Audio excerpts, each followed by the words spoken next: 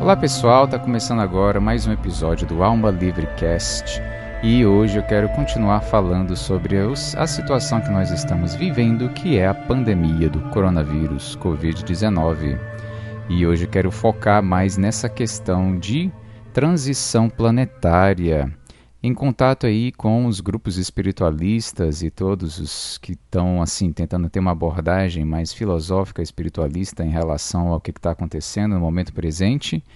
Eu já vi de tudo um pouco, né? Então tem todo tipo de teoria, tem todo tipo de interpretação sobre o que pode significar em termos de espiritualidade o fato da gente estar passando por essa situação de pandemia global, né?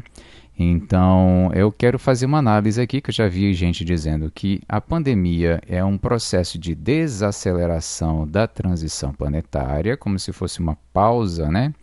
Um fôlego para a Terra, para o planeta Terra, para Gaia.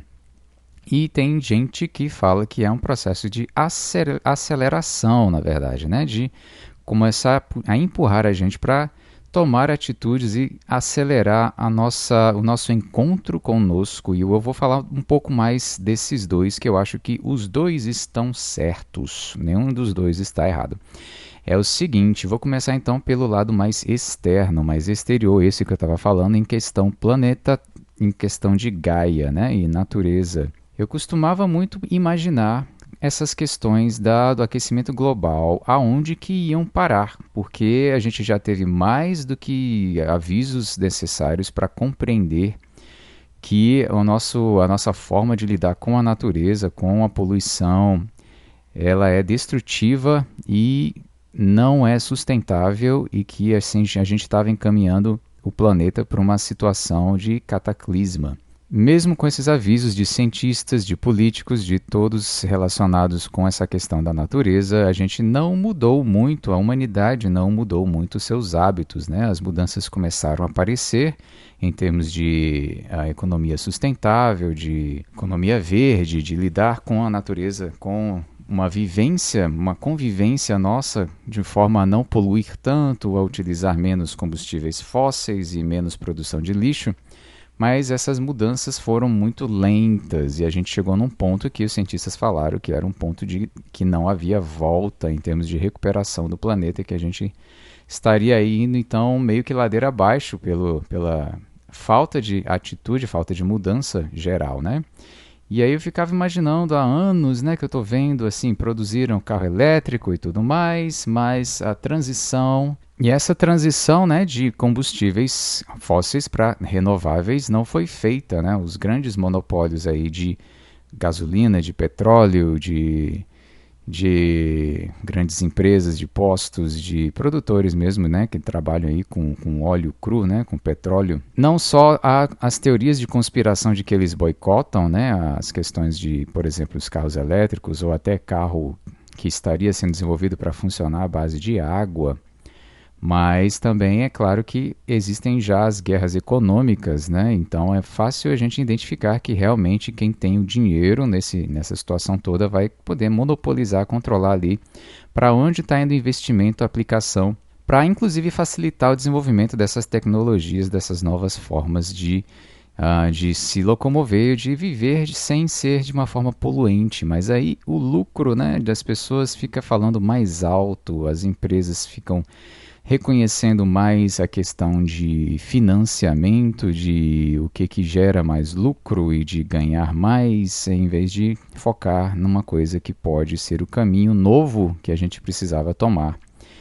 E aí então eu ficava, cara, e aí, o que vai acontecer? A gente vai continuar nessa linha e aí, o que será que vai acontecer, né? E aí agora vem essa questão do coronavírus, que eu já li alguns artigos dizendo que há estudos científicos sérios que indicam a relação entre as mortes relacionadas ao coronavírus com o nível de poluição local. E a associação é que onde há mais poluição, há mais concentração de poluição, há maior número de mortes devido ao coronavírus pela questão da insuficiência respiratória. E a própria China, identificando isso, né, ali ao entorno de Wuhan, eles tomaram a decisão de fechar algumas fábricas lá para aumentar essa capacidade de recuperação respiratória das pessoas que estavam em estado grave. E a gente sabe que a China estava aí num top, né, no pico de poluição que parecia ser o segundo lugar depois dos Estados Unidos, né? Então, essa associação é muito séria. Quando a gente vê aí, por exemplo, então, grandes cidades que têm um nível de poluição alto ao seu redor, né? E também na própria cidade, com pouca natureza, são cidades que estão tendo picos aí altos de mortes, né? E no Brasil a gente tem São Paulo, nos Estados Unidos, Nova York. Então, essa situação é séria. E a gente veio aí, então, a Angela Merkel da Alemanha está agora falando sobre investir em a economia verde quando for a reabertura, sair da quarentena, para investir nas empresas que têm maior nível de sustentabilidade e colocar isso como prioridade, como principal, essencial, pelo reconhecimento dessa questão de lidar com a natureza ser importante, ter esse impacto, esse retorno em cima de nós mais cedo ou mais tarde. E é claro que também a nossa relação com os animais, né? A gente ainda não sabe exatamente qual foi a origem desse surto do vírus em Wuhan, na China, mas teve ligação com animais silvestres, a gente não sabe ainda exatamente qual ou quais, mas o consumo de carnes e até a própria forma de criação, de repente, né, de armazenamento dessas carnes, que podem ter levado aí a esse surgimento, a esse surto do vírus, né? E aí então a gente entrou num período de quarentena que fez com que as pessoas parassem de viajar, parassem de utilizar seus carros e o nível de poluição global diminuiu monstruosamente e agora as empresas de petróleo, né, estão vendo um grande prejuízo. E chegou a ter um momento nos Estados Unidos que o petróleo estava sendo vendido a um preço negativo. O valor do petróleo estava em menos 30 e poucos dólares. É como se eles estivessem pagando para você pegar o petróleo deles, porque a capacidade de armazenamento já estava chegando no limite, no máximo, porque o petróleo não estava sendo consumido. Isso já tem levado pessoas a diferenciar ou a retirar o dinheiro de investimento das áreas de petróleo para colocar em outros lugares e outras áreas. Eu ouvi dizer, inclusive, que a família Rockefeller, né, que é famosa aí por ser uma das mais ricas e milionárias do mundo, estaria retirando os seus investimentos das empresas Exxon, relacionadas também ao petróleo, por elas não terem sido muito claras quanto ao aquecimento global, quanto aos efeitos aí da atuação da própria empresa em relação à busca do petróleo e de a própria empresa tentar lutar contra as informações que estariam esclarecendo as pessoas sobre o aquecimento global. Então tem algumas grandes mudanças assim acontecendo em nível externo, né? Em nível de natureza, em nível de planeta. Mas eu acho que a mudança principal que pode estar sendo empurrada para que nós façamos é a mudança interior, a mudança interna. E a gente fica quietinho então em casa, na maioria dos casos, né? Porque tem muita gente que não está ficando e está mantendo alguns maus hábitos de tentar sair e ficar praticamente criando bares em frente a padarias e a postos de gasolina, né, fazendo aglomeração, porque tem essa necessidade absurda de beber e conversar e falar besteira e ter esse contato social. E aí cria essas situações de barulho em áreas residenciais, em áreas que não deveriam suportar esse tipo de comércio de bebidas, né?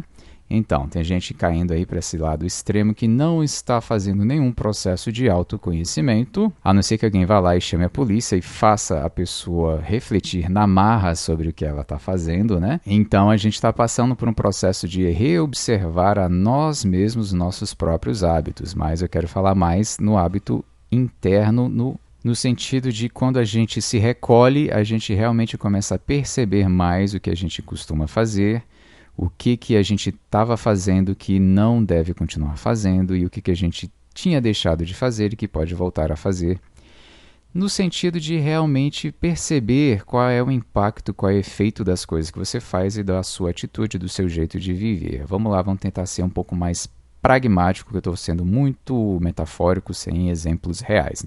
Então, por exemplo, se eu estou agora convivendo com familiares, né, estou tendo que lidar mais tempo com pessoas da minha família, estou morando junto, então tenho que passar ali o tempo todo com aqueles familiares. Possivelmente, algumas pessoas tinham alguns mecanismos de fuga de lidar com essa situação através do trabalho, do estudo, ou de sair mesmo para a academia, para qualquer lugar que a pessoa tinha criado como formas de se manter longe, distante daqueles seres, daqueles entes queridos, né? Que tem alguma dificuldade de convivência. Então a gente está sendo empurrado para entender melhor a convivialidade, qual é a nossa postura com essas pessoas. Algumas pessoas dizem, o próprio Eckhart Tolle diz o seguinte: se você se acha já um iluminado espiritual, né, experimente voltar a viver com seus pais por uma semana para ver se você realmente continua sendo esse ser iluminado todo, né? Então a questão é o seguinte: como é que você consegue lidar com as pessoas que às vezes não têm exatamente a mesma percepção, a mesma atitude em relação à vida do que você? Como é que você consegue conviver com estas pessoas de forma a não deixar que elas se tornem um inferno na sua vida? Aquela velha frase, o inferno são os outros, né? Então, como é que eu vou conseguir estar em harmonia mesmo com o fato da pessoa ser daquele jeito que eu acho que ela não deveria ser?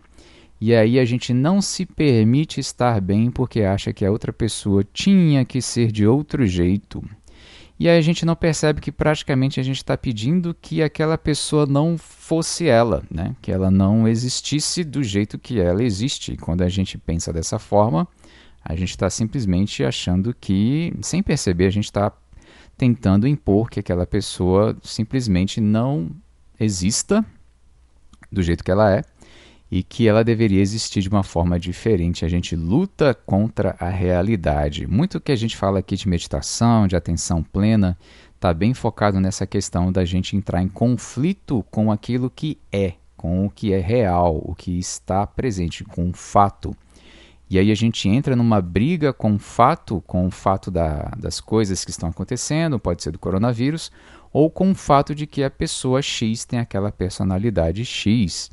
E aí eu acho que ela não deveria ter aquela personalidade, ela não deveria enxergar o mundo daquela forma, e eu fico lutando com o fato de que ela enxerga o mundo daquela forma.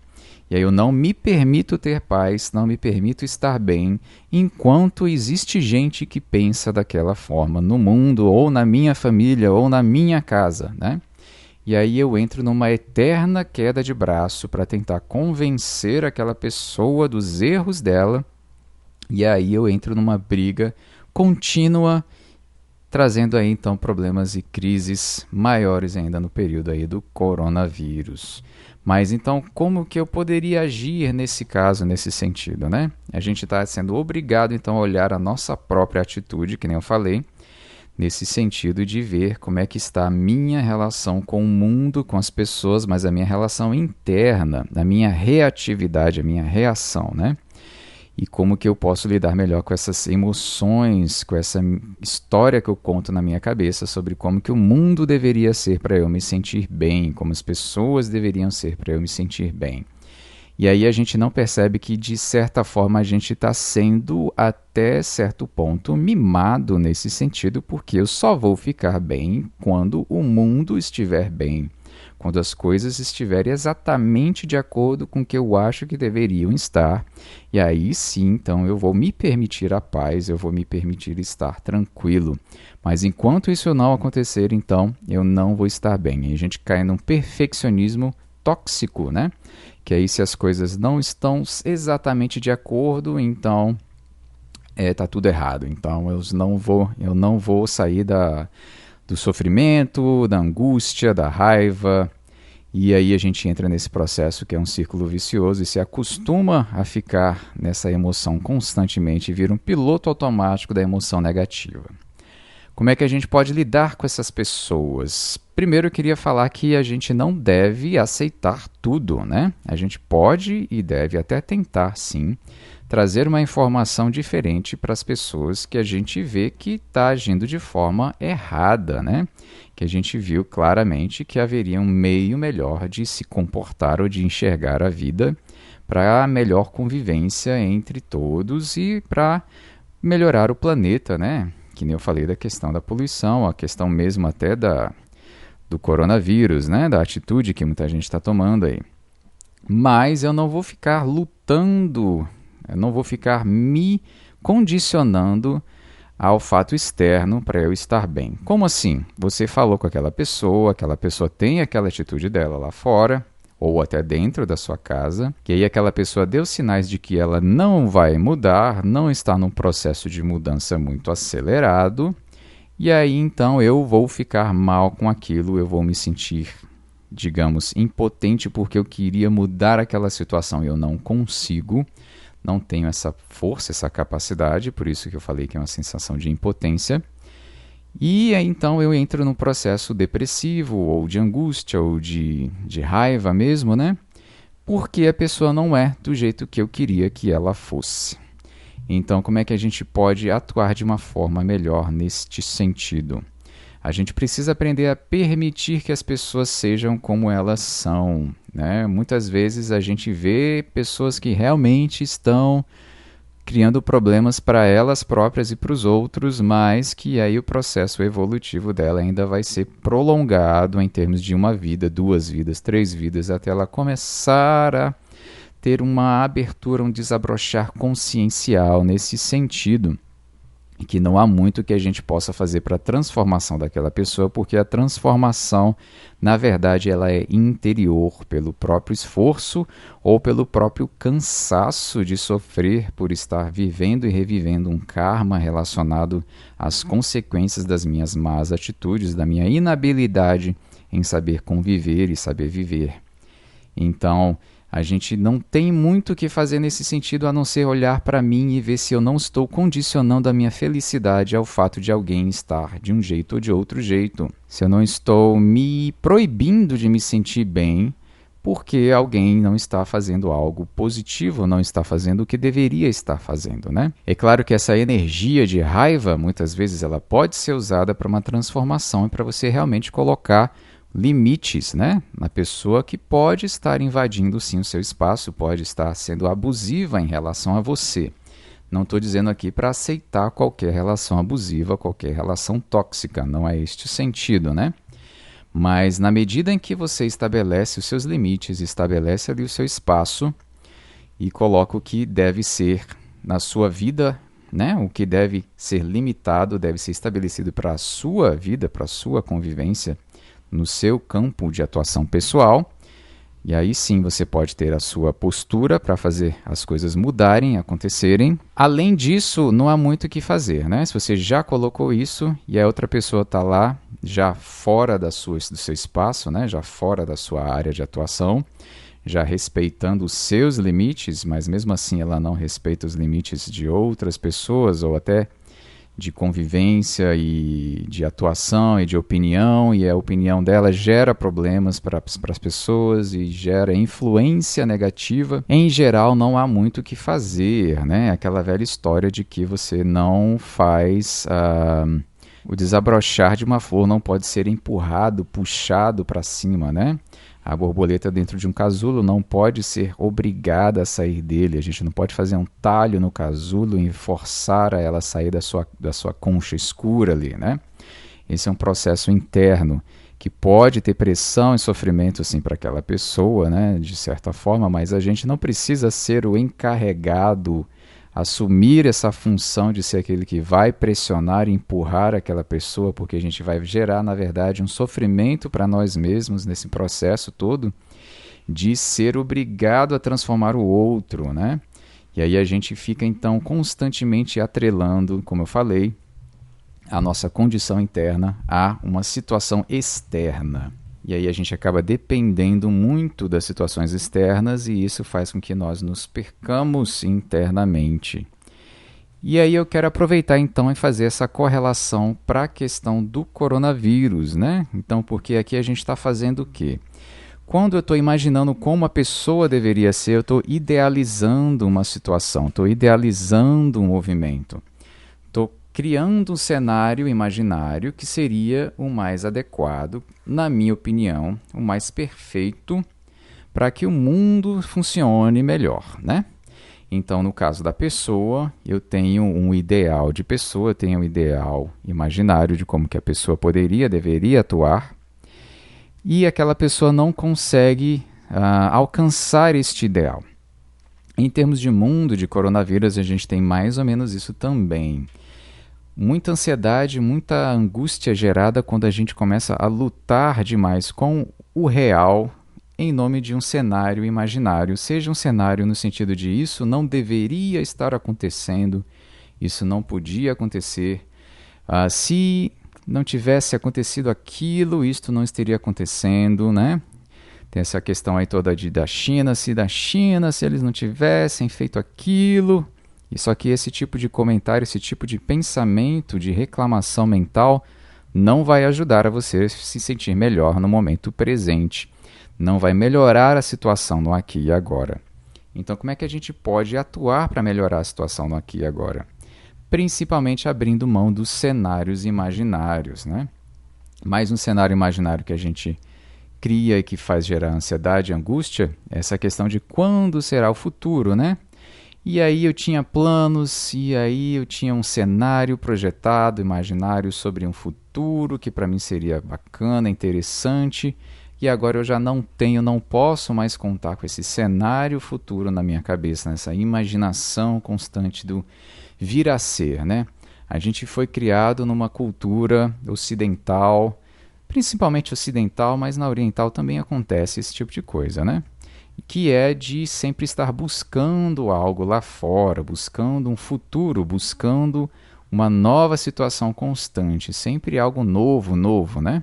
E várias empresas têm aproveitado aí essa nossa questão psicológica para criar aplicativos e jogos nesse sentido. Que sentido?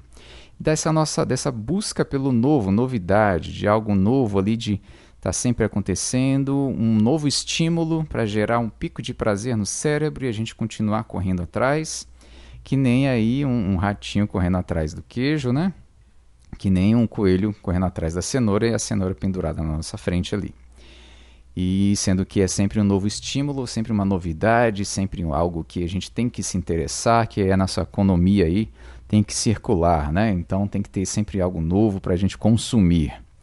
Então, essa busca de evolução também na espiritualidade, sempre buscando um estado elevado, buscando um chegar lá, e a gente acaba nunca estando aqui.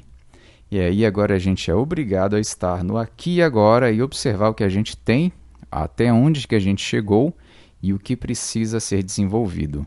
E eu acho que a principal habilidade que precisa ser desenvolvida é essa habilidade de olhar no agora, de chegar no aqui e agora. O Alan Watts fala muito sobre essa questão de busca espiritual, que é como se fosse um cachorro correndo atrás do próprio rabo, que a gente está sempre caçando, sempre tentando ir atrás de alguma coisa, tentando chegar lá, sempre numa promessa de um futuro que vai ser legal, ideal, bacana, e a gente esquece de olhar que, na verdade, está tudo aqui. É o eterno agora. Essa expansão da consciência, na verdade, é uma expansão da percepção do momento presente de forma mais profunda.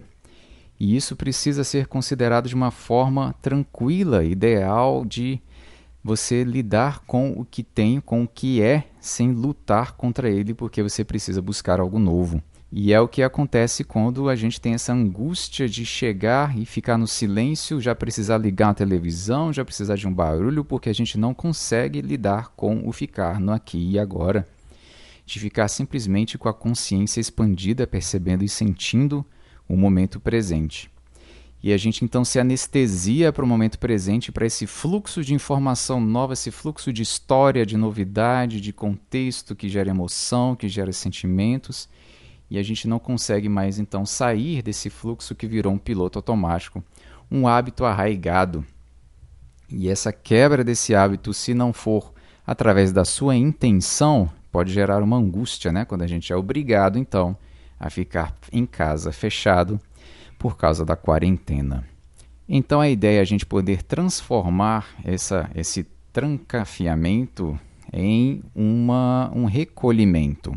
A própria troca da palavra já traz aí uma troca de sensação, de percepção da realidade do que está acontecendo no momento, né?